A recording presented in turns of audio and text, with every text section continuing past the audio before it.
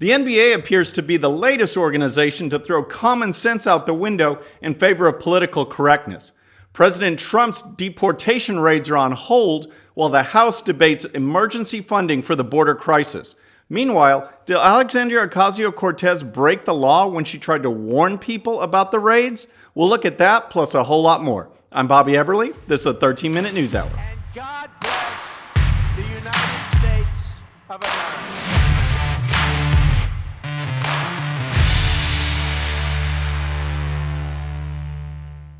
All right, friends, welcome to the show. We've got a lot to cover today, but first we want to hear from our friends over at Bottle Breacher. On Father's Day, just a little bit ago, I got these awesome whiskey coolers. They've got my name engraved on them. They are awesome, and that's just one of many gifts that you'll find at Bottle Breacher. Please check them out. Just go to bottlebreacher.com. Use coupon code Bobby13-A1 for 20% off your next Made in America purchase of awesome items. Just check it out. That's bottlebreacher.com, coupon code Bobby13-A1. All right, folks, first we want to talk about political correctness and how it's now made its way into the NBA. But first, there's just so many words that the left over the years have deemed offensive. You know, they started out fine, but someone on the left said that's offensive and they changed it. No one else was offended by it. And I want to go over a couple. I mean, first of all, and maybe I'll get struck by lightning for saying this, but I want to talk about the word retarded, okay? If you slow down, if you slow your speed, say in a race car, you retard your speed. If your learning is slower than others, your learning is retarded based on a normal rate. If your physical development is slower than it should be, your physical development is retarded based on someone else. So that term, if you were talking about a mentally retarded person or a physically retarded growth, it made perfect sense. There was nothing demeaning or insulting about it at all. Sure, people could use it in an insulting way, but guess what? If you say physically challenged, I guarantee someone could use that in a mocking way.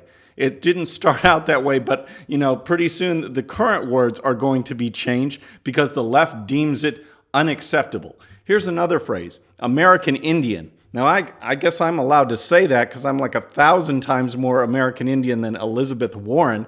But let's just take that for example, because again, the left deemed it offensive. Not American Indians, not Indian tribes, but the left, and they're the ones demanding change. So I went ahead and I did a little web search and just check this out. This is from the Cherokee Nation website, okay?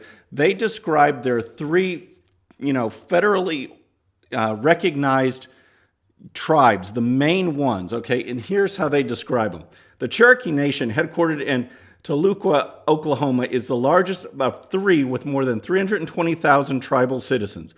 Its name does not include the words of Oklahoma, nor is it formally called the Western Band. Also headquartered in Toluca is the United Kiowa Band of Cherokee Indians.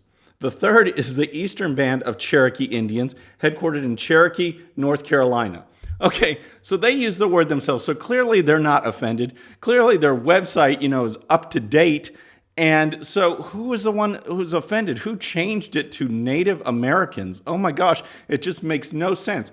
Well, now there's a new word on the streets, a new word you can't say. Otherwise, the left will come down on you. And that word is owner. You can't say it. Whether you're a business owner, a team owner, it doesn't matter. That word is offensive. And it's now made its way into the NBA. Some team owners, I guess, they felt that their multi-million-dollar athletes were somehow oppressed or suffering from microaggressions. So they needed to change it.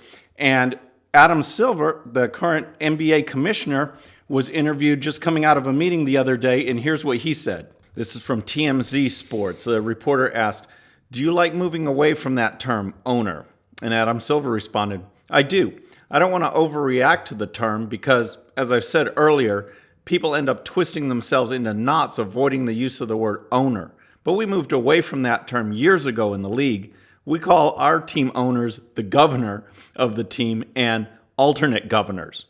So it's governor instead of owner. And just like these other words in the past, I guarantee in a little while, governor will be taken the wrong way. Governor governs this person and governs over that person, yet somehow they deem it better than owner. And yet none of these people have ever been owned by anyone in 100 and plus, 60 years or whatever. And it's just crazy.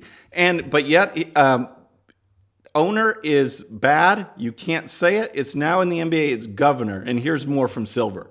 Adam Silver added this during the TMZ interview. He said, "Players have gone both ways. I think a few players have spoken out saying that the greatest thing that ever happened was when Michael Jordan was able to call himself an owner. But, of course, Draymond Green has been very public about the fact that we should be moving away from that term. And I completely respect that."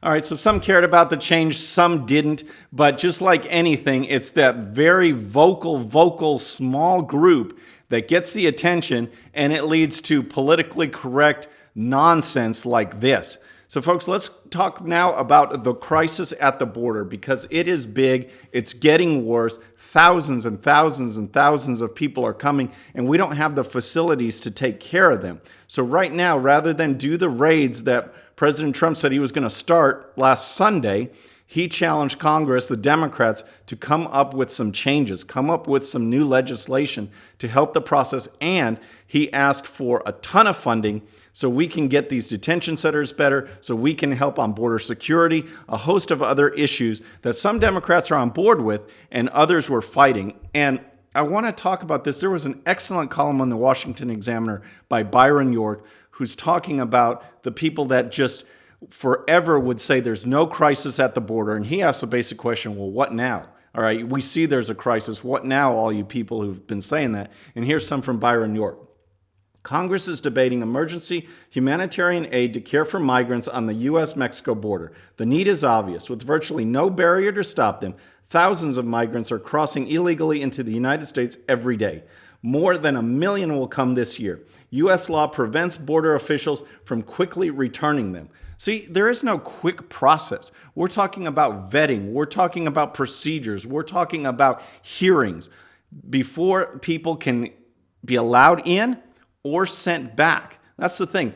Deportations, if they go through the process and the U.S. says, nope, you guys got to go back, whether it's an individual or a family, they're deported. It's nothing new. This is what's been going on for years and years and years, and yet the left is suddenly outraged because Donald Trump is doing it. And so then Byron York added this in his column. He says, Capitol Hill Democrats are reportedly torn about an emergency aid measure. On one hand, they want to care for migrants. On the other, they fear approving aid would empower President Trump to carry out a plan to deport illegal immigrants whose cases have received full legal due process and who have been ordered deported. Such deportations used to be relatively uncontroversial, but are now apparently unacceptable to some Democrats. And York then goes on and lists, all of these Democrats that have said there's no crisis at the border.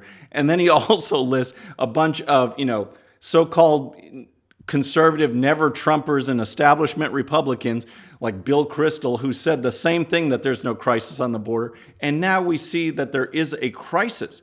We see that there is a lot of bad things going on, and yet the Democrats are opposed and opposed and opposed, which leads to a very interesting question. And the Media Research Center is asking this, in particular about Alexandria Ocasio-Cortez, and that is, how much opposition is allowed before it becomes illegal? And here's their report. Let me get this straight. An American politician is advising non-American illegal aliens on how to avoid American laws. It's one thing for an activist or non-governmental worker advising people on how to subvert federal law, but when it's an elected official giving the advice, should it raise a red flag?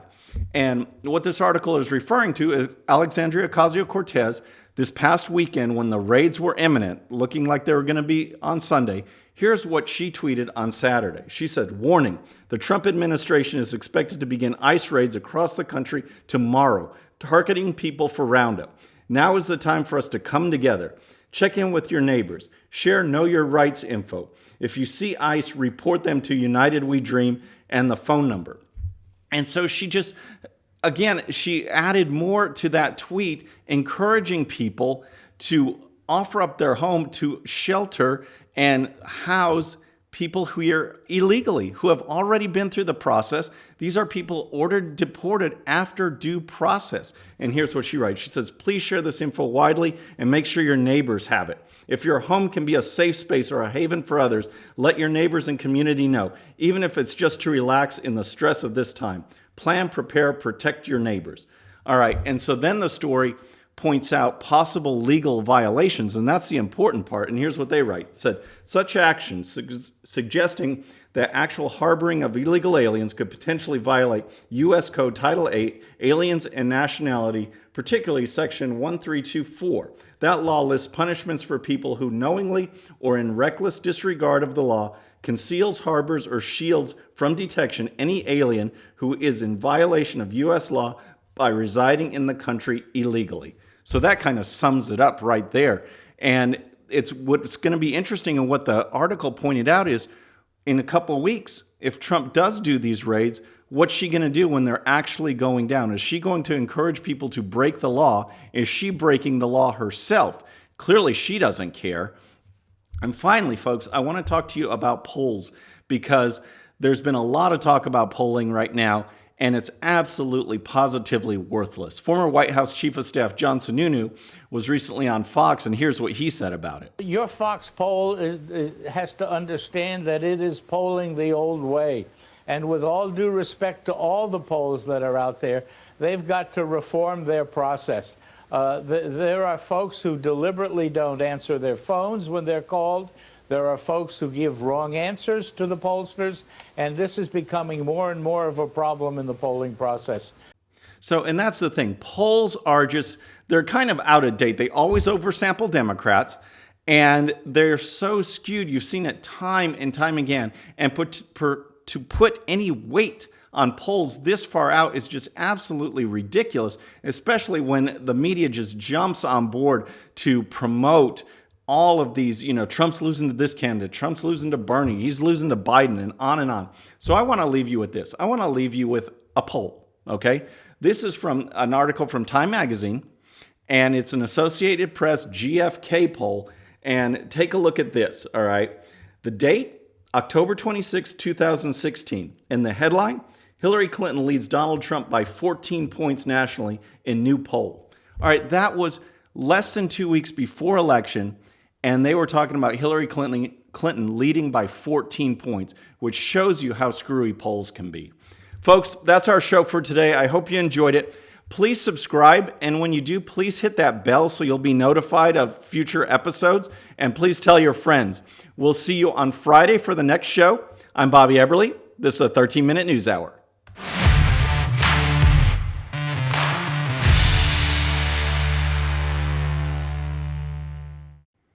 Okay, friends, just a little reminder before you go, and no, this does not count against my 13 minutes. Please hit the subscribe button below and tell your friends. And if you happen to miss our last show, you can check it out right here. And also for great conservative news and commentary, please check out GOPUSA.com. All right, folks, we'll see you on the next show. Have a great day.